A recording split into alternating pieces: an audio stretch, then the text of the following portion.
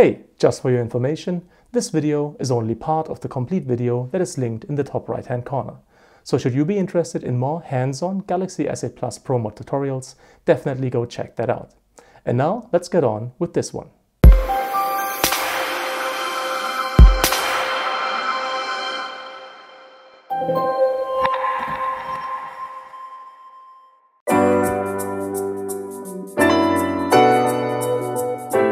Once you're inside the camera app, swipe right across the screen, then select Pro to enter Pro mode. Third option on the left from the bottom, that's the flash. You can have it set to auto, turned on, or turned off, which is what I usually prefer because I don't necessarily like the aesthetic of flash photography.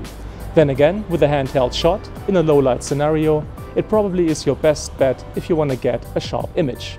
So here's a quick comparison, no flash and flash.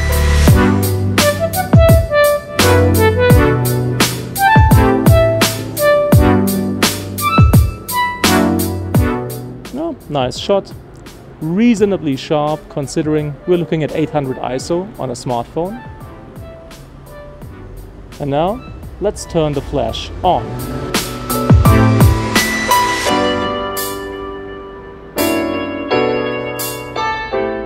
Here we go again. Definitely sharper than the other version, but overall a completely different image. Different look, different feel altogether. So when it comes to using or not using the flash, my tip is make it a deliberate decision. Don't just set it to auto and see what happens.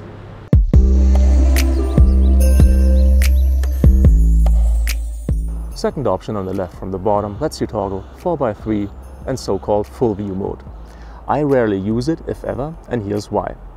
If you're doing stills and you're in full view mode, you're automatically losing resolution. Because you no longer take a 4:3 still, you now take a still with the aspect ratio of your smartphone screen. In case of the S8 Plus, that is 16:10. On the other hand, if you did take a 4:3 image, you could always crop it later to whatever aspect ratio you would see fit. But that option is out the window as soon as you're in full view mode. If you're shooting video and you're framing the shot with 16:10, and then hit record, you're going back to a 16:9, so probably your framing will be off. So, although full view looks rather nice, me personally, I rarely use it. First option on the bottom from the left, that's toggling selfie camera and rear camera. A simple tap will do, but you could also swipe down or swipe up to get the same effect. Pretty simple, pretty straightforward.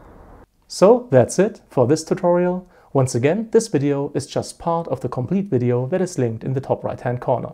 So again, should you be interested in more hands-on Galaxy S8 Plus Pro Mod tutorials, definitely go check that out. If you liked this one, if you found it helpful, please make sure to leave a thumbs up, it's greatly appreciated. Any kind of comment or feedback is welcome and I'll try to answer as quickly as possible. All the tech that I've used in this video is linked in the description.